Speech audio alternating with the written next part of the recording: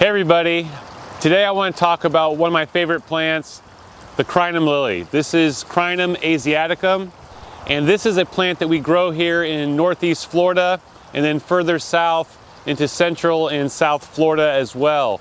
This is a very versatile plant. As you're going to see here, it is growing in water. So I'm at the top of one of our large ponds.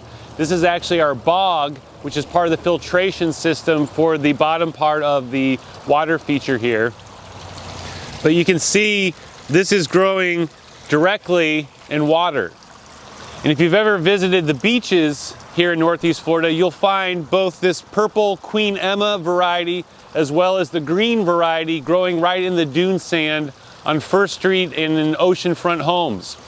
It's got a very diverse preference as far as its soil type, from completely wet to completely dry. When it's growing in the beach sand, there's hardly any organic matter in the soil. It's like almost sugar sand, and these things can tolerate that extreme all the way to fully submerged. They can grow quite large. I've seen them as large as 5 by 5, maybe 6 by 6 sometimes.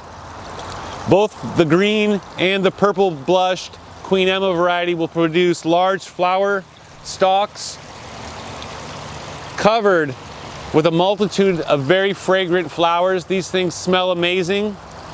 You do kind of need to get close to them to really get the fragrance, but they smell great. So you can cut off these large flower stalks when they're in bloom, bring them inside, put them in water, and they'll fill a room with a really amazing, pleasant fragrance inside the house.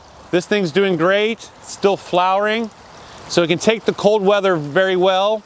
Now, once it actually gets to freezing and below, they can start taking some damage, and depending on just how cold they get and how long the cold is will determine how bad the effect will be from the cold, frost, freezing damage.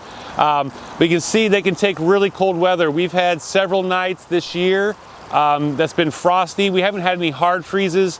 If we had some of the hard freezes, we would have seen some more damage on the leaves here, but these guys hold up like champs.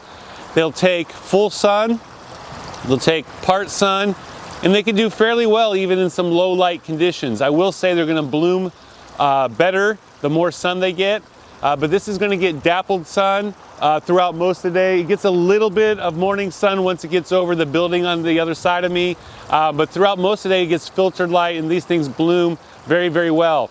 We carry them here at Earthworks, sometimes in 3-gallon containers, but more often you're going to see them in 7-gallon, 15-gallon containers are the most common.